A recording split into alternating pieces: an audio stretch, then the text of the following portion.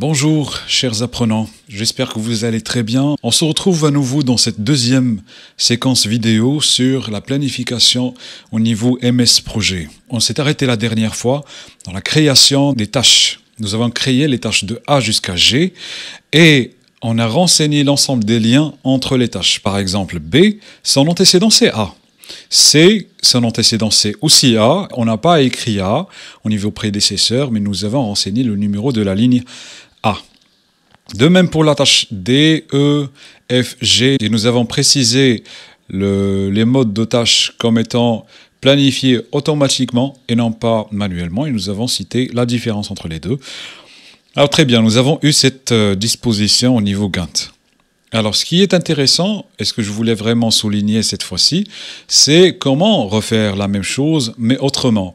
Je vous ai montré la première façon qui est plus facile à faire, c'est renseigner directement si on a des tâches début, alors on met DD, et puis si on a un décalage, on l'ajoute ou bien on le soustrait. Notre méthode pour choisir les prédécesseurs, je peux double-cliquer sur la tâche, par exemple la tâche E. Et ce qu'on trouve ici, c'est les informations générales à première vue.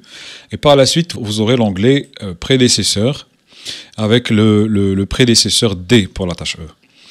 Donc je peux choisir un autre prédécesseur. Bon, par exemple, la tâche E ne doit commencer qu'après la fin de la tâche D et la fin, par exemple, de la tâche C aussi. Alors, au lieu de choisir le numéro de la ligne, je peux aller directement vers la désignation de la tâche. Je choisis la tâche, par exemple, C. Et puis, comme j'ai dit la dernière fois, directement, mon lien fin-début sera affecté, parce que c'est le lien par défaut. Donc, je peux le changer, je peux choisir, par exemple, fin-fin. Et avec un décalage d'un jour, par exemple, de 2 jours. Ou bien de moins 1 jour, par exemple. Vous voyez, alors, de 2 jours, par exemple. Dès que je renseigne ce deuxième lien, si je clique sur OK, donc j'aurai exactement 4FF. Donc, c'est lié à la tâche 4, la tâche D, par un lien FF, fin, et aussi la tâche F avec 2 jours de décalage.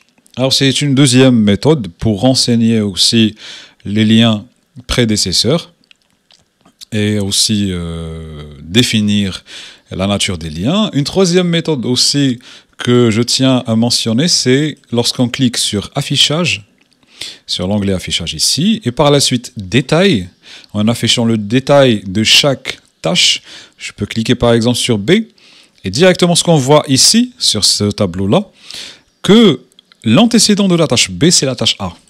Et avec un lien FD, c'est bon, que vous pouvez toujours changer là, que vous pouvez induire aussi un décalage, ajouter d'autres tâches, par exemple, la tâche E, quoi que ce soit, c'est bon. Et si vous voulez, par exemple, là c'est 1, bien sûr, la tâche E, là, si vous n'avez pas à renseigner la tâche, donc vous cliquez sur supprimer tout simplement, et ça se supprime. C'est bon. Alors, en cliquant sur OK, donc on a effectué notre modification. On peut aller, en cliquant sur suivant, on peut aller sur la tâche suivante, et ainsi de suite.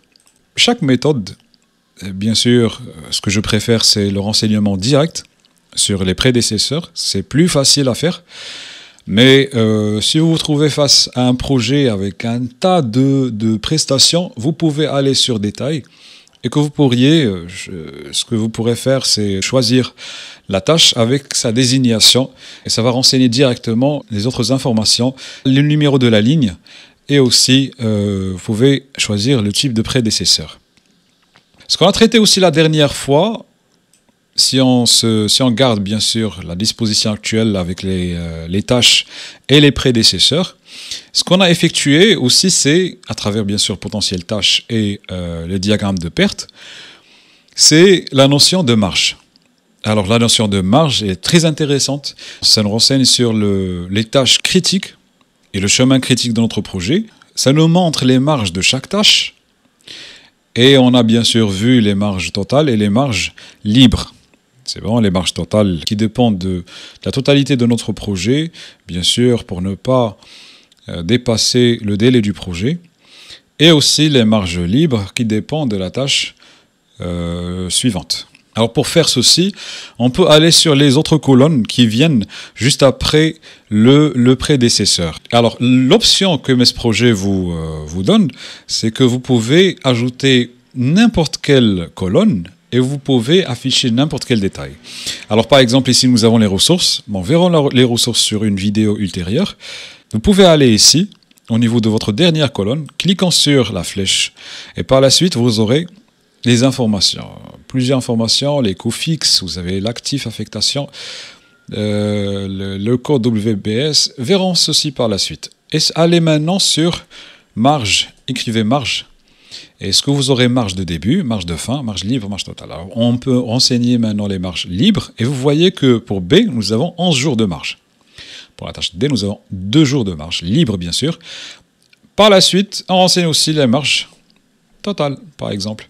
Et les marges totales, nous avons pour la première tâche, deuxième tâche, troisième tâche, quatrième tâche. Et pour les autres tâches, nous avons 0, 0, 0 pour la marge libre et la marge totale. Ce qui veut dire, bien sûr, que les trois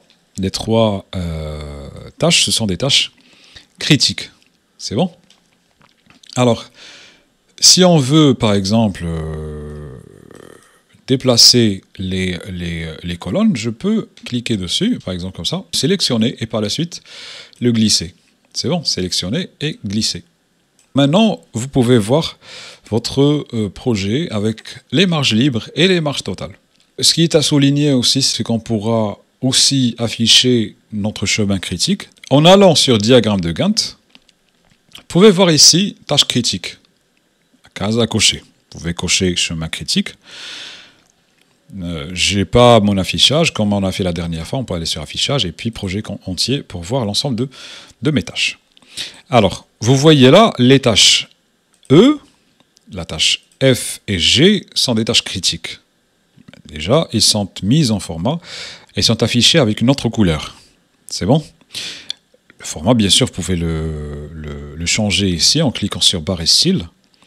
Vous pouvez changer les tâches critiques. Alors là, vous pouvez aller directement sur tâches critiques et ils sont là, critiques. Là, vous pouvez changer la couleur de votre tâche critique, par exemple en rouge. Et puis, OK, là, c'est en rouge. C'est bon? Alors, ce que vous pouvez afficher aussi, c'est les marges. Alors, vous voyez que pour la tâche B, vous avez la marge libre de 11 jours. Vous avez la marge aussi pour la tâche D de 2 jours. Elle est affichée là.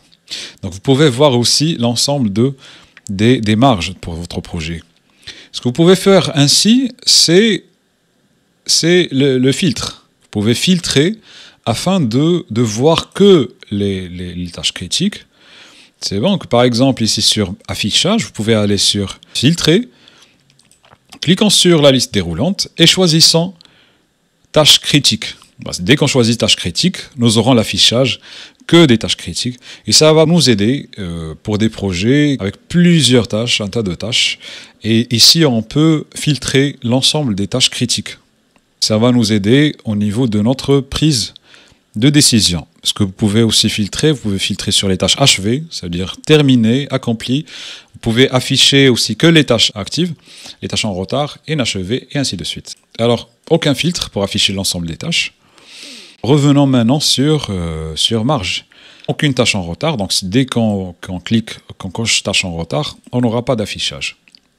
Je note ainsi que vous avez aussi la possibilité d'afficher le début au plus tôt et début au plus tard de chaque tâche. Alors vous avez début au plus tôt, vous pouvez afficher début au plus tard, vous pouvez afficher ainsi fin au plus tôt, et vous avez aussi la fin au plus tard. Alors ce qu'on avait l'habitude de faire, c'est d'avoir toutes ces colonnes affichées d'une manière G plus un nombre de jours, mais là vous avez la date. Par exemple, la tâche A, on peut la commencer lundi, c'est bon, plutôt qu'on commence au même jour, mais au plus tard, on peut la laisser jusqu'au mercredi, le 29. Au lieu de commencer le 27, on commence le 29. Vu bien sûr qu'on a une marge totale de 2 jours. De même pour B, on peut commencer le jeudi, qu'on peut terminer, ou bien qu'on peut commencer au plus tard le mardi 18 février. C'est bon, avec une marge de 11 jours. C'est bon. Alors vous pouvez aussi réaliser l'exercice manuellement et revoir est-ce que vous allez retrouver la même chose. Et inversement, bien sûr, si vous avez des exercices que vous avez réalisés, vous pouvez les renseigner sur MS Projet et vérifier est-ce que vous trouvez votre réponse correcte ou pas. C'est ce qui est à montrer dans cette capsule vidéo. J'espère que c'est bénéfique. Alors essayez d'appliquer ceci. Si vous avez des questions, essayez de les poser en commentaire, soit sur Classroom ou bien sur des commentaires YouTube. Alors on se retrouve dans la prochaine capsule. Au revoir.